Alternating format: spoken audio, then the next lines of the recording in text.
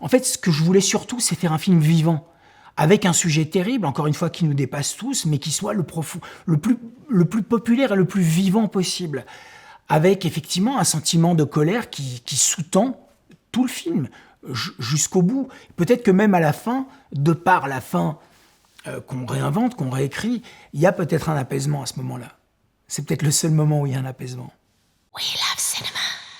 Paul Chartier, c'est un jeune homme, naïvement idéaliste au début de l'histoire, impulsif aussi, qui vient d'un milieu très défavorisé et qui pense qu'en devenant gendarme, il va assouvir sa soif de justice dans un monde difficile, donc le monde de Charleroi des années 90. Et ses supérieurs vont lui proposer d'intégrer une opération, une opération de surveillance, l'opération Mal d'Aurore. Forcément, cette opération va le mener peu à peu au bord du précipice, en abandonnant pratiquement tout ce qu'il essaye de construire, c'est-à-dire une famille. Au début du film, il se marie avec Gina, qui est issue de la grande communauté sicilienne catholique de Marcinelle. Donc il intègre un corpus très populaire. Peu à peu, il va se détacher pour basculer véritablement dans l'obsession, jusqu'à le point irréversible en fait, où il va devoir prendre une décision. Il était vraiment fondamental de tourner à Charleroi et d'inscrire l'histoire de Mal d'Aurore, qui est librement inspirée à Charleroi, de tourner aussi avec les gens de Charleroi. On a beaucoup travaillé en casting sauvage, dans un mélange des genres qui est assez étonnant, c'est-à-dire qu'on ne voit même plus qui est l'acteur professionnel de qui ne l'est pas. Je crois que mon rêve le plus fou sur ce projet, en fait, c'était de toute cette région en fait, qui a été profondément touchée, la région du Hainaut, de Charleroi, de Liège,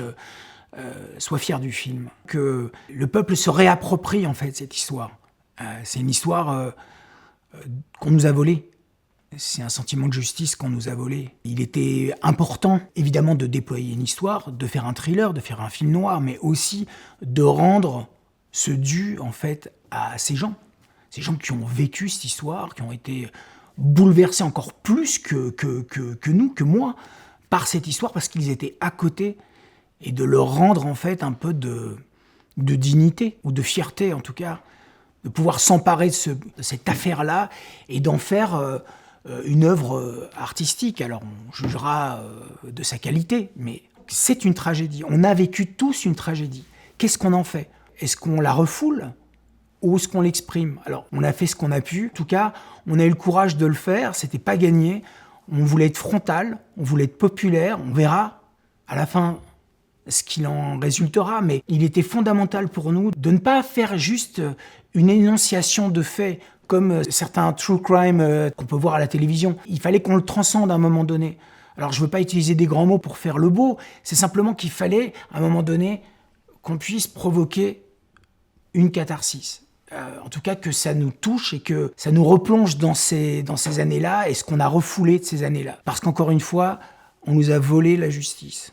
On pourrait dire que, en fait, l'idée du film, c'est vraiment d'être à hauteur d'homme. C'est un portrait d'un jeune homme qui est fracassé dans son idéal, comme on l'a été tous, en fait. Donc on suit cet homme dans toutes ses difficultés à faire son boulot de manière honnête et dans sa vie de couple qui démarre. C'est le milieu des années 90, on est vraiment dans le milieu ouvrier de Charleroi. C'est comment, en fait, il lutte contre sa volonté de basculer vraiment dans une obsession et en même temps de préserver sa vie de famille.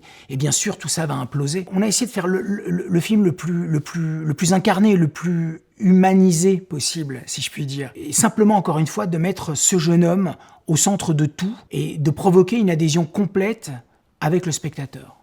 C'était le gros défi, le gros challenge du film. Le personnage de Marcel Dedieu est un personnage qu'on ne voit pas beaucoup. De toute façon, son ombre est tellement pesante sur tout le film que ça servait à rien de le montrer trop. Donc il intervient de manière brève, mais de manière toujours impactante dans le film. Donc il fallait quelqu'un qui ait un charisme, une dimension très forte, et en même temps un acteur qui se sente à l'aise avec le poids et la responsabilité d'un tel rôle. Je voulais pas qu'on embellisse ou qu'on dresse un portrait trop... Je voulais juste que ce soit un bête pauvre type, quoi.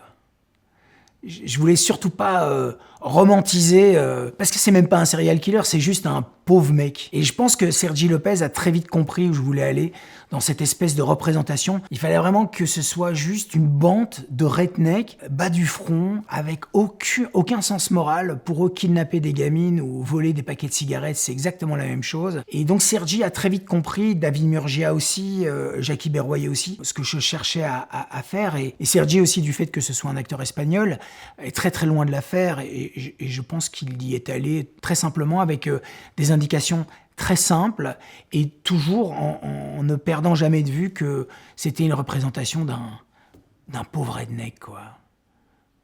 Vraiment.